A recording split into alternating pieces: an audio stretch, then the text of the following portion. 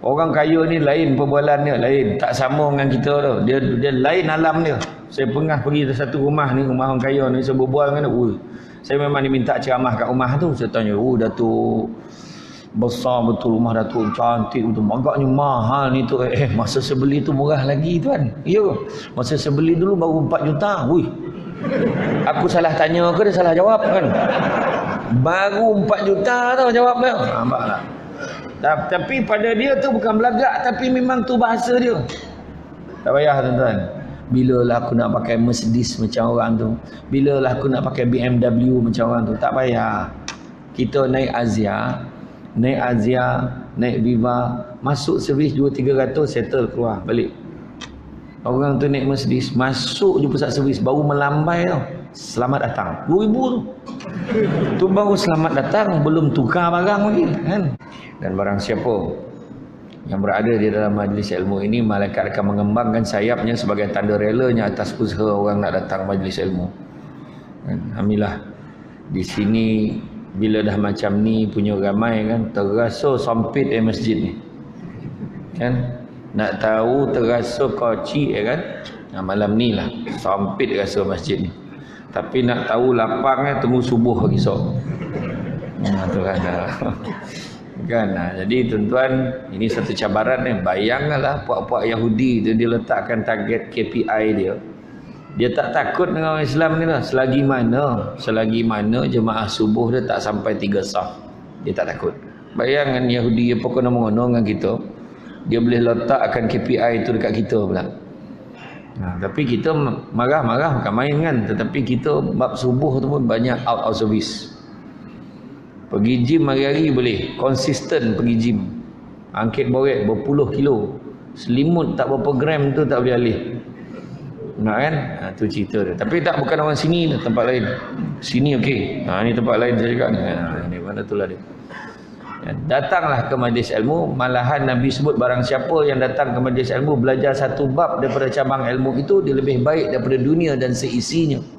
Malahan lebih baik daripada solat sunat 100 rakaat. Bukan kata tak payah sembahyang sunat kan, tapi maksud nak tunjukkan ganjaran dia besar. Saya ceramah di Tawau baru-baru ni, nampak seorang budak pakai t-shirt, jom cinta majlis ilmu. Dekat belakang tu ada hashtag pergi syurga balik hari. Memang kreatif budak tu. Saya fikir tak ya pula, inilah dia pergi syurga balik hari. Kita datang majlis ilmu pergi syurga, lepas tu kita balik.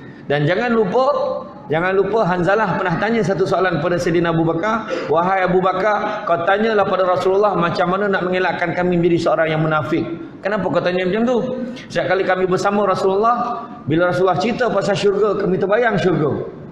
Bila Rasulullah cerita pasal neraka, kami terbayang neraka. Takut nak baik dosa ni. Tetapi apabila kami berjauhan daripada Rasulullah, kami mula leka dengan dunia, leka dengan suami, leka dengan isteri, leka dengan anak-anak, leka dengan harta benda kami. Macam mana tuan? Maka jawab Nabi bila ditanyakan soalan itu kepada Abu Bakar, perbanyakkanlah menyertai halaqah zikrullah. Datang majlis mengingati ilmu. Mengingati Allah ni datang. Kita tengok hari ni, malam ni ramai-ramai datang kan. Kebetulan Allah bagi peluang kat kita malam ni, datang-datang aja. Pengurusi majlis dah umumkan kita nak kutip duit, nak pasang CCTV. Kita bayar cepat jadi orang tamu. Kalau boleh cakap, "Mam, berapa belanja mam?" Cakap aja. Berapa belanja? CCTV apa? Berapa? 15. Datang ni, "Mam, tak payah kutip, saya bagi 15."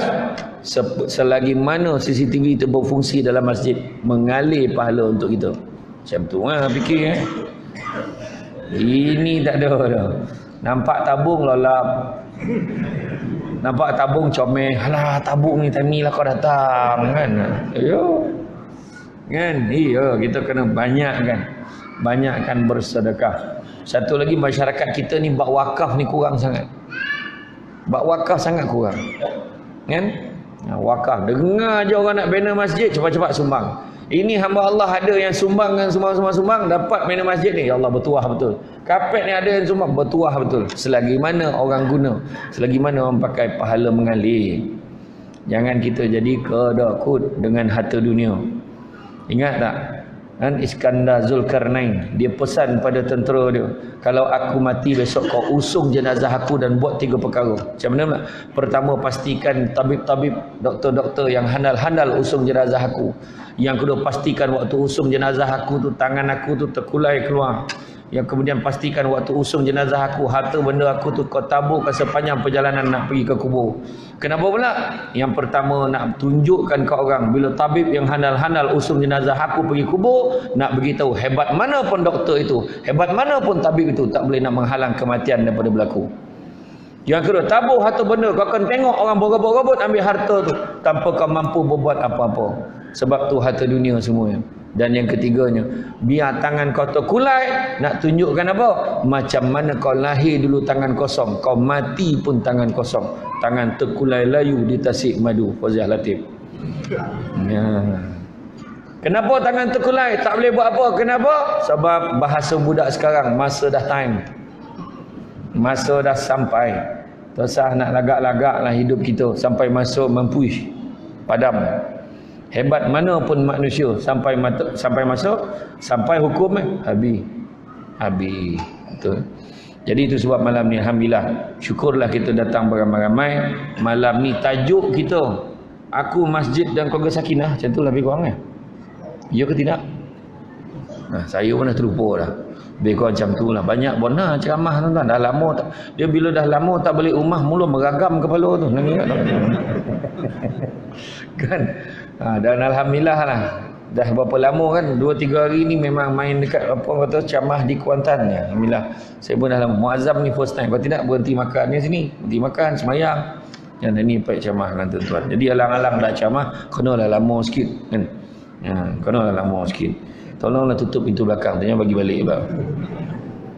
Malam ni ada makan tak? Ada makan? Makruh ceramah dah lama kalau makanan ada. Kan? Jadi bila cerita pasal keluarga Sakinah, senang saja. Simple saja. Kebahagiaan disebutkan bagaimana dalam Quran surah Ar-Rum ayat 21, dia menciptakan pasangan-pasangan untukmu dari jenis-jenismu sendiri agar kamu cenderung dan merasa tentram kepadanya. Cenderung dan rasa tentram itulah sakinah. Dan begitu juga dia menjadikan di antara kamu perasaan kasih dan sayang, mawaddah warahmah. Cerita sakinah tenang. Tenang bawa pada bahagia.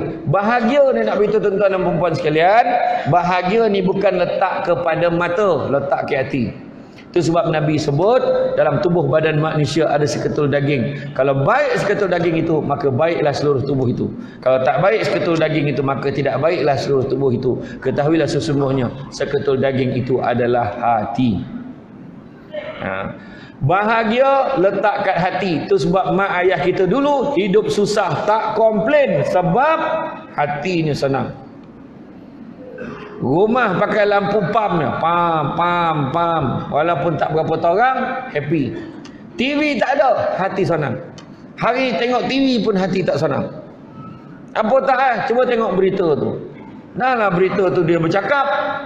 Tak cukup dengan bercakap, ada pula pengumuman kat atas tu. Kat bawah tu merayap-rayap tu, merangkak-rangkak berita bawah pula bertulis. Orang tu tengok tak mana satu nak dengar, tak mana satu nak baca. Kan huru-hara tu, tengah dengar cerita pandang bawah tiba-tiba dah meninggal. Siapa pula yang meninggal tu? Kau nak tunggu berpusing balik berita tu. Warning tuan-tuan. Warning. Tak tenang. Kebahagiaan bukan letak di mata, letak di hati. Kenapa saya sebut di mata? Manusia jadi tak bahagia sebab mata sibuk tengok apa yang orang lain ada.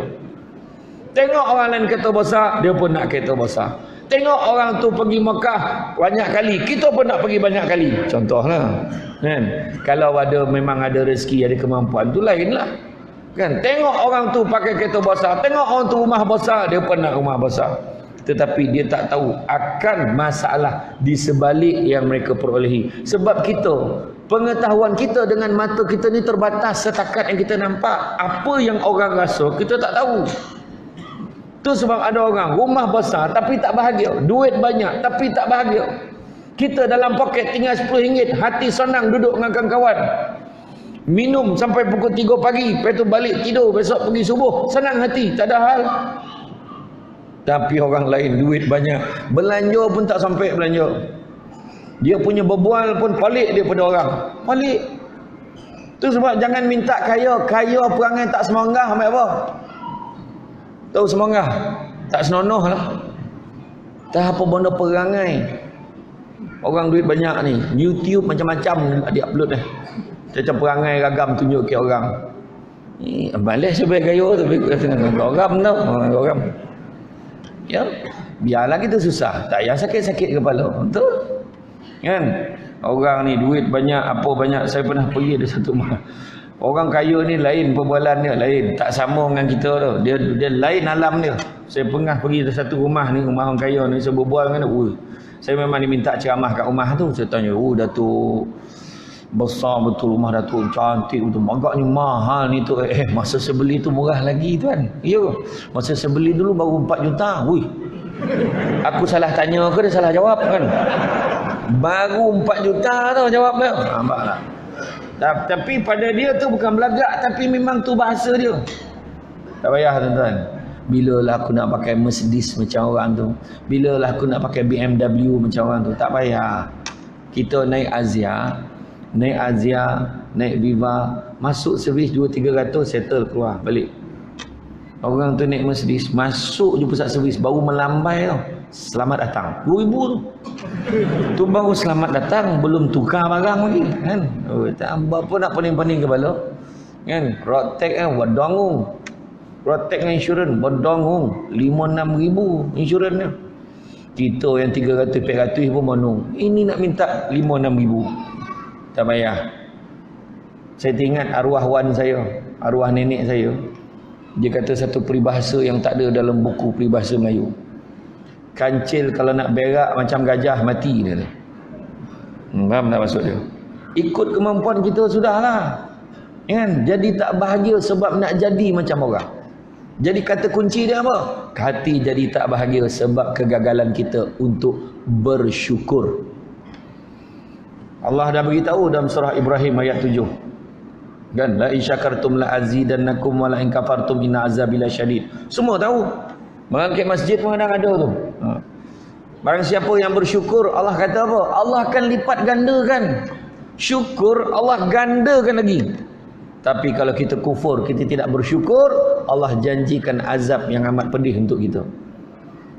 Sangat clear Allah Ta'ala beritahu. Syukur je lah. Syukur dengan apa yang ada. Syukur dengan lisan, perbuatan kita. Syukur dengan hati kita, tindak tanduk kita. Dan syukur dengan memelihara nikmat Allah bagi kat kita. 3 benda je Allah Ta'ala tanya kat hidup kita.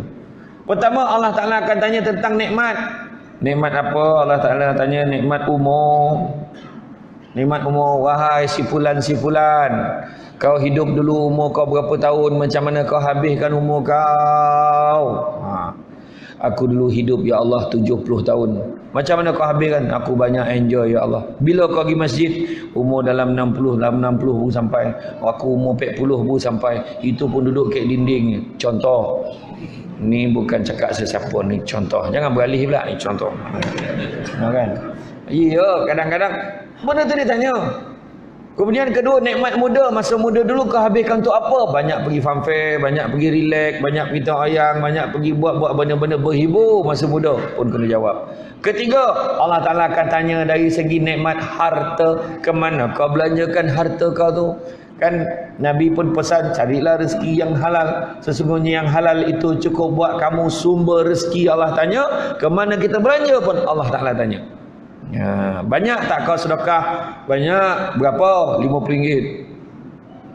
Berapa lama dah kau duduk kat Muazzam? Dekat 30 tahun. Sampai tak sumbangan kau pada Masjid Muazzam tu 3,000 setelah 30 tahun. Monong fikir, macam mana nak sampai setiap kali Jumaat mempertahankan keseringgitannya.